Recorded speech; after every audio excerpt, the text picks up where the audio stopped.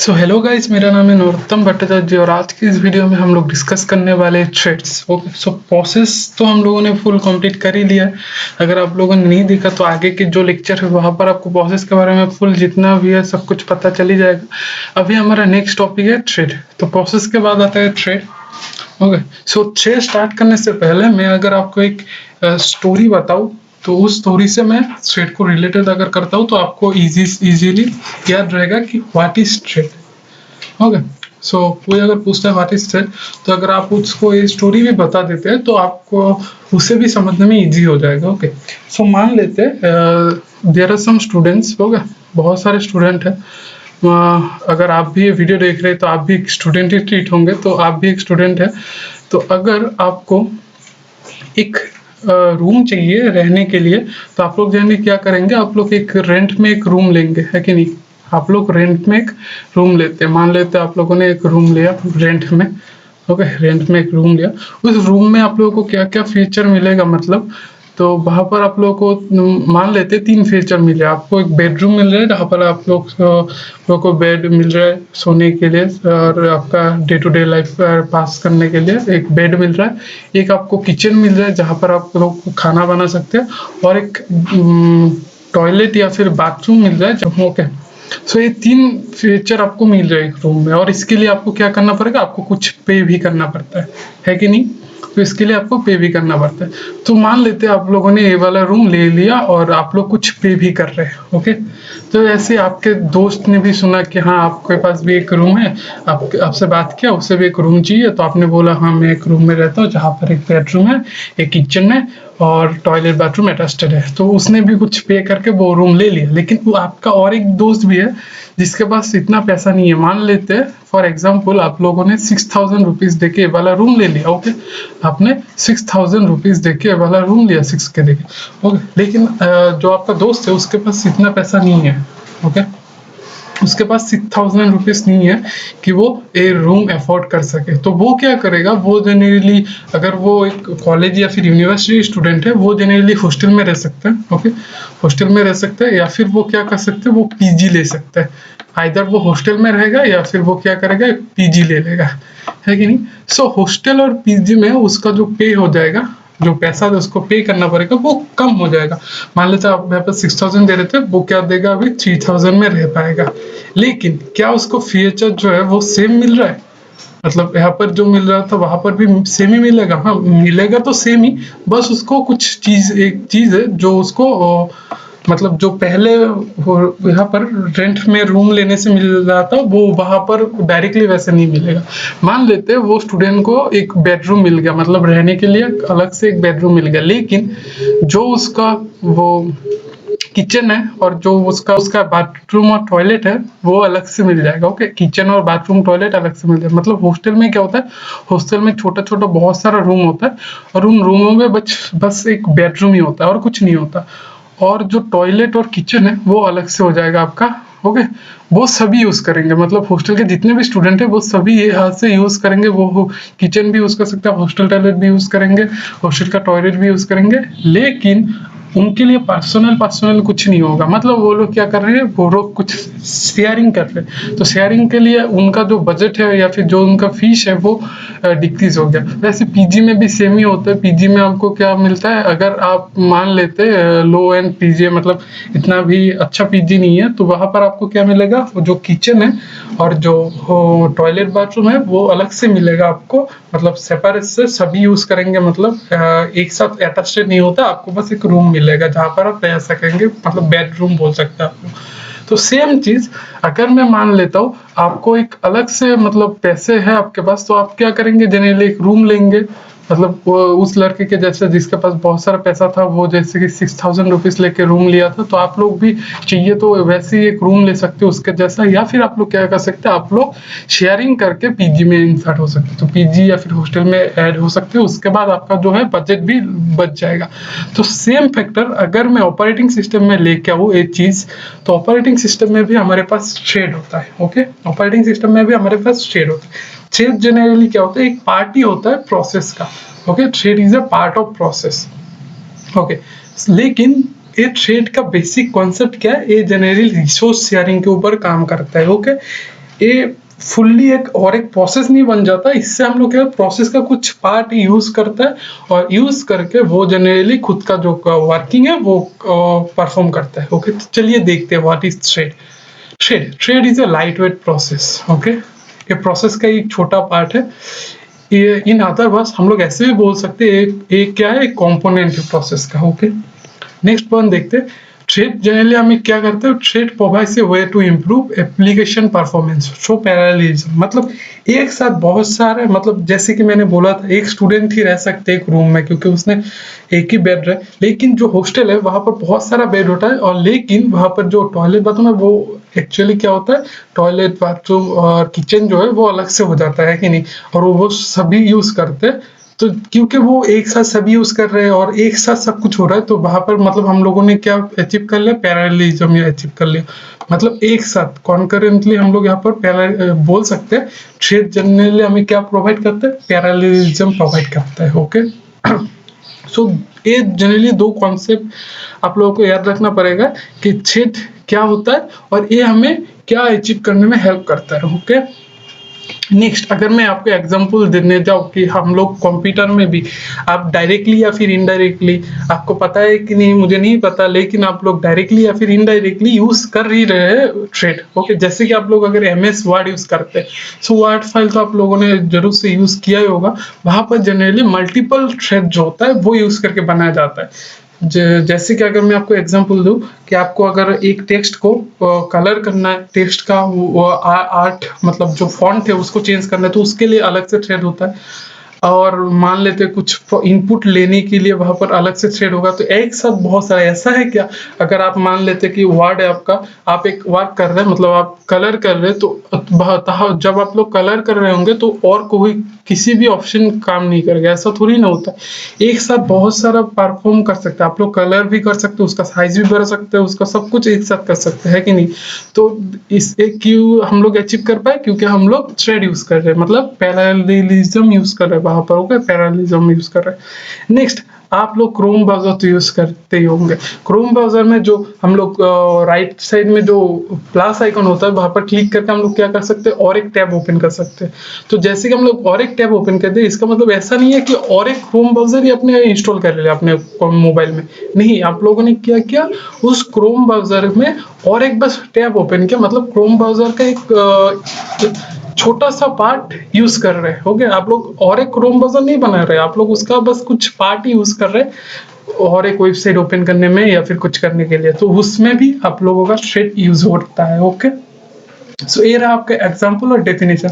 तो चलिए बढ़ते हैं। तो और मैंने आपको ये भी बताया कि थ्रेड में क्या होता है, रिसोर्स जो होता है वो शेयरिंग होता है। रिसोर्स मतलब कुछ भी हो सकता है, आपका हार्डवेयर कंपोनेंट हो सकता है, आपका फाइल हो सकता है, या फिर कुछ भी चीज हो सकता है।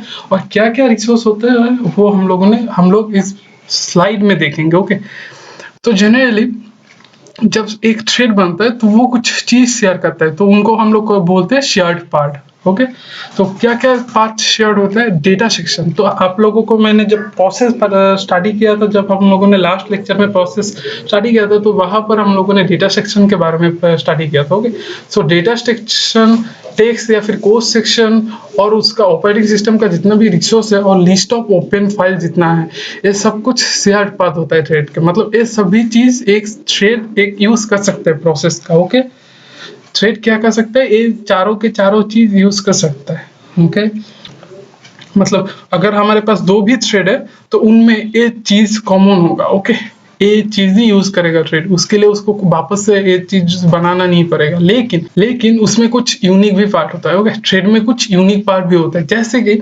प्रोसेस में यूनिक पार्ट, जैसे कि हर एक प्रोसेस का क्या होता है, प्रोसेस आईडी होता है। हर एक थ्रेड का भी थ्रेड आईडी भी होता है। ओके, हर एक थ्रेड का थ्रेड आईडी भी होता है।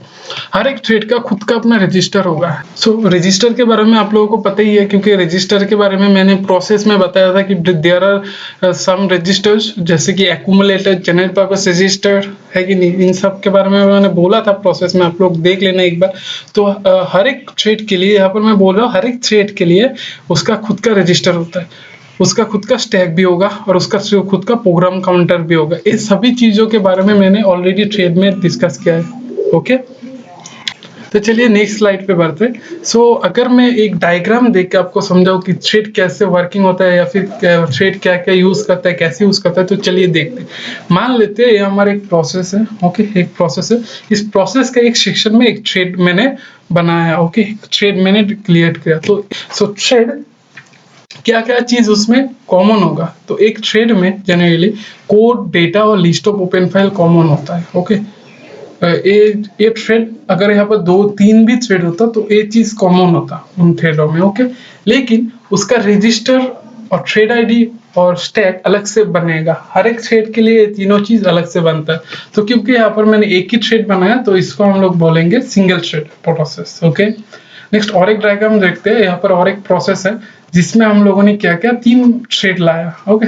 ये क्या है, थ्रेड है। तो हमारे पास 3 थ्रेड है यहाँ पर, और तीनों थ्रेड के लिए कॉमन पार्ट क्या होगा, code, data and list of open file. लेकिन इन तीनों में कुछ चीज अलग होगा। क्या अलग होगा, register, stack and thread ID.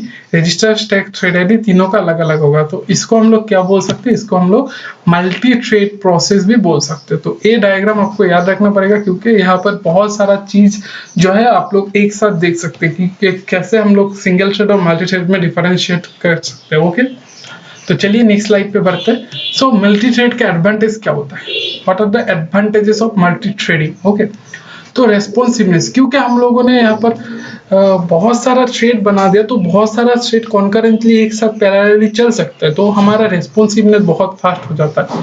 Context switching, okay. अगर आपको इस थ्रेड के लिए यूज करना है कोड तो इजीली कर सकते हैं क्योंकि उसके लिए उसको वापस से कहीं पर जाना नहीं पड़ेगा। वो कोड तो वहां पर ही है, वो टेक्स्ट तो वहां पर ही है, वो ओपन फाइल तो वहां पर ही है, तो क्यों हमें टाइम लगेगा। तो बहुत जल्दी कॉन्टेक्स्ट स्विचिंग हो सकता है मल्टी थ्रेडिंग में, ओके।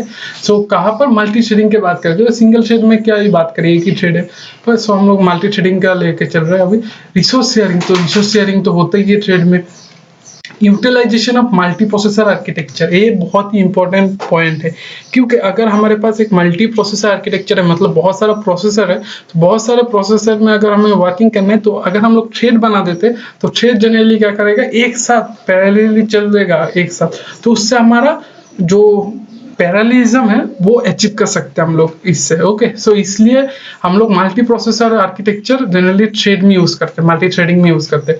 इकोनॉमिकली भी अच्छा है क्योंकि हमारे पास स्पेस कम जा रहा है क्योंकि हम लोग वापस से खुद और एक प्रोसेस नहीं बना रहे हैं, हम लोग वही प्रोसेस के अंदर एक थ्रेड बना रहे हैं बस, और कुछ नहीं बना रहे। सेम प्रोसेस के अंदर थ्रेड बना रहे हैं और जितना भी थ्रेड चाहिए आपको बना सकते हो, और थ्रेड बना के आप लोग क्या कर सकते हो, उसका अलग अलग फंक्शनलिटी असाइन कर सकते हो, ओके।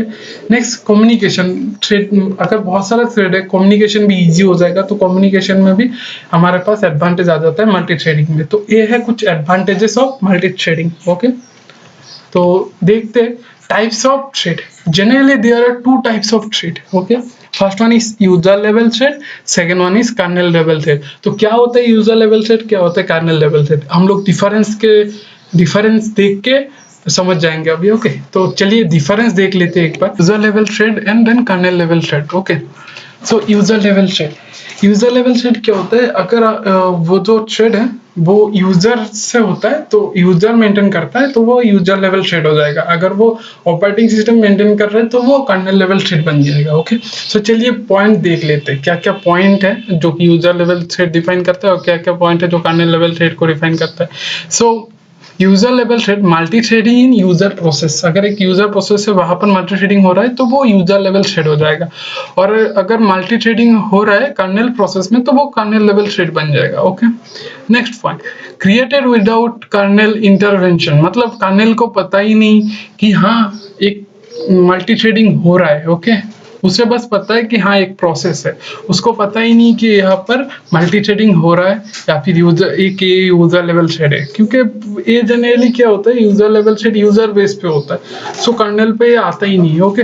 सो कर्नेल को पता नहीं होता, लेकिन कर्नेल लेवल थ्रेड पे क्या होता है, कर्नेल ही तो करता है ना, तो कर्नेल itself इस मल्टी थ्रेड है तो कर्नेल को पता होता है, ओके, पता होता है क्या हो रहा है क्या नहीं। अब नेक्स्ट पॉइंट देखते हैं, context switching is very fast, मतलब जो अगर आपके पास बहुत सारा थ्रेड है और यूजर लेवल थ्रेड है जनरली वो, मल्टी थ्रेडिंग हो रहा है यूजर लेवल पे, तो वहां पर इजीली एक इस स्टैक से वो स्टैक पे चला जा सकता है, मतलब एक थ्रेड से और एक थ्रेड पे चला जा सकता है, उससे और एक, क्योंकि वहां पर हार्डवेयर आपको नहीं चाहिए, वो जनरली यूजर लेवल पे हो रहा है, हार्डवेयर सपोर्ट नहीं चाहिए उसके लिए।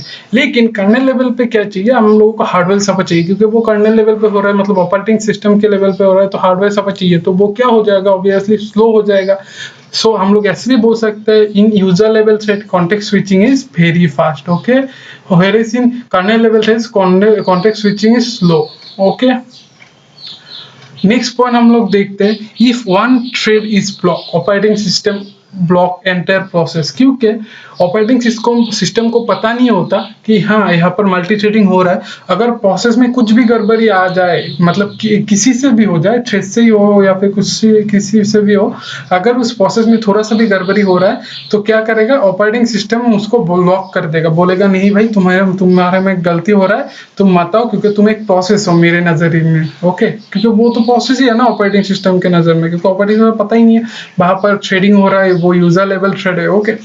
लेकिन कर्नेल लेवल थ्रेड में अगर एक भी थ्रेड में कुछ गलती हुआ, individual thread can be block, तो हम लोग क्या कर सकते हैं, उस थ्रेड को ही ब्लॉक कर सकते हैं, मतलब भाई तुम्हें कुछ प्रॉब्लम हो रहा है, तुम रुक जाओ, बाकी को चलने दो, तो ये कर्नेल लेवल थ्रेड में होता है, लेकिन यूजर लेवल थ्रेड में नहीं होता, ओके। नेक्स्ट पॉइंट देखते हैं, ये generally generic and can run in any operating system, मतलब कोई भी ऑपरेटिंग सिस्टम हो वहां पर रन हो सकता है, क्योंकि ये यूजर लेवल से हो रहा है ना, यूजर साइड पे हो रहा है, ये तो ऑपरेटिंग सिस्टम के साइड से नहीं हो रहा है, इसीलिए ये जनरली कहीं भी रन हो सकते हैं, कोई भी ऑपरेटिंग सिस्टम में रन हो सकता है। लेकिन kernel level thread generally operating system specific होता है, स्पेसिफिक टू ऑपरेटिंग सिस्टम, मतलब कोई एक स्पेसिफिक ऑपरेटिंग सिस्टम के लिए हम लोग कर्नेल लेवल थ्रेड बनाते हैं, ओके। नेक्स्ट पॉइंट देखते हैं, ये बहुत फास्टर होगा, faster to create and manage, obviously faster होना ही पड़ेगा, क्योंकि यहाँ पर हार्डवेयर सपोर्ट नहीं चाहिए, कॉन्टेक्स्ट स्विचिंग भी फर्स्ट है, तो ये फास्टर होगा ही और मैनेज करने भी इजी होगा। लेकिन कर्नेल लेवल थ्रेड जो है वो स्लोअर होता है, तो क्रिएट एंड मैनेज, क्योंकि यहाँ पर हमें ऑपरेटिंग सिस्टम के साथ डील करना होता है, तो हमारा कॉम्प्लेक्सिटी बढ़ जाता है इसको बनाने में और इसको मैनेज करने में, ओके। ये भी पॉइंट आपको याद रह जाएगा, आई होप। नेक्स्ट पॉइंट देख लेते हैं, यहाँ पर मैंने बस कुछ एग्जाम्पल दिया, जावा thread, Proxys thread, those are some example of user level thread, whereas Windows NT, Solaris 2 are the example of kernel level thread, okay। I hope आपको समझ में आ गया होगा user level thread and kernel level thread, okay। तो चलिए next slide पे बढ़ते हैं, नेक्स्ट स्लाइड पे हमारा क्या है, चलिए देखते हैं। सो मल्टी थ्रेडिंग मॉडल, तो हम लोगों ने मल्टी थ्रेडिंग के बारे में बहुत कुछ पढ़ ही लिया, क्योंकि थ्रेडिंग हम लोगों ने पढ़ लिया क्या क्या थ्रेडिंग होता है, user level threading and then kernel level threading. अभी हम लोग कुछ मॉडल के बारे में भी देख लेते कि हाँ कैसे एक थ्रेड जनरली हम लोग बोल सकते हैं, हाँ ये कौन सा मॉडल फॉलो कर रहे हैं, कौन सा मॉडल फॉलो कर रहे हैं, तो कैसे हम लोग बोलेंगे। तो ये जनरली मल्टी थ्रेडिंग मॉडल क्यों बनाया गया है, क्योंकि हम लोगों को देखना है एक यूजर लेवल थ्रेड जो है वो कैसे कर्नेल लेवल थ्रेड से इंटरेक्ट कर रहा है, ओके। तो वो जो इंटरेक्शन है उसके ऊपर डिपेंड करके हम लोग को जनरली 3 मॉडल मिलता है। First one is many to one, second one is one to one, then third one is many to many model. ये 3 मॉडल हमें मिलता है इन मल्टी थ्रेडिंग मॉडल में। तो चलिए देखते हैं मेनी टू वन मॉडल क्या होता है, ओके।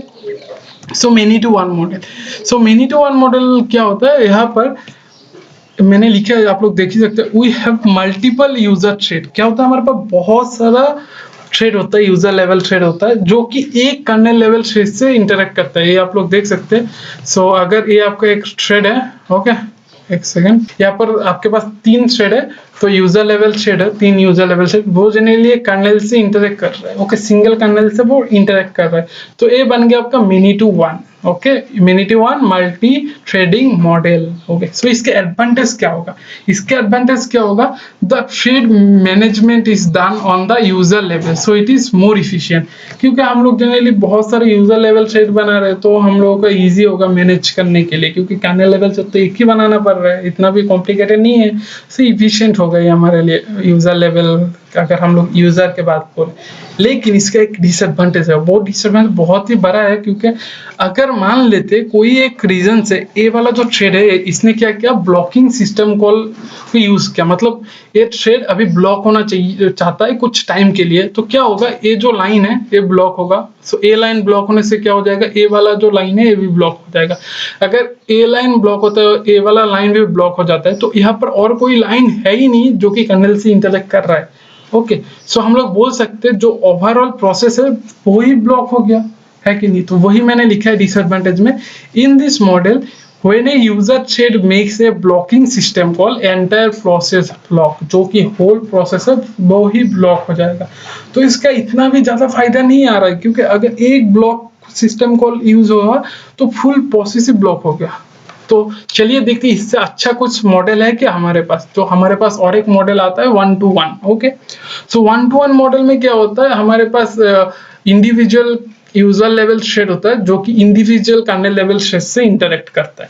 एक यूजर लेवल थ्रेड के लिए एक कर्नेल लेवल थ्रेड होता है। तो वही है in this model 1-to-1 relationship between kernel and user thread are generally maintain. Okay, so है 1-to-1। सो इसके एडवांटेज क्या होगा, अगर कोई एक रीजन से ए वाला यूजर लेवल थ्रेड जो है, हो गया ए वाला मान लेते थ्रेड 1 है, एक कुछ कारण से इसने वो जो सिस्टम कॉल है ब्लॉकिंग सिस्टम कॉल को कॉल किया, तो ए वाला सिस्टम कॉल यूज करने से ए वाला सिस्टम ब्लॉक हो जाएगा कुछ टाइम के लिए। लेकिन क्या ये ब्लॉक होने से इस पे कुछ बॉर्डर इफेक्ट होता है इस वाले थ्रेड में? इसमें तो कुछ इफेक्ट नहीं होगा, तो ए वाला थ्रेड रन हो सकता है कि नहीं, ए वाला थ्रेड भी रन हो सकता है। तो ये इसका क्या हो गया, एडवांटेज। तो देखते क्या लिखा है मैंने एडवांटेज में, H each user thread is connected to different kernel. If any user thread makes a blocking system call, the other user thread will not block. Okay, अगर एक ने blocking system call किया तो और एक जो भी जितना भी थ्रेड है उनमें कुछ भी इफेक्ट नहीं पड़ेगा। ओके, सो इसके एडवांटेज बन गया। लेकिन इसका भी एक डिसएडवांटेज है। आप लोग ध्यान से देखिए, यहाँ पर एक यूजर लेवल थ्रेड के लिए हम लोगों ने क्या डिजाइन किया, एक कर्नेल लेवल थ्रेड डिजाइन किया। और मैंने बोला था कर्नेल लेवल थ्रेड क्रिएट करना और मैनेज करना इतना भी इजी नहीं है कि नहीं, क्रिएट करना इतना भी इजी नहीं है और मैनेज करना भी इजी नहीं है।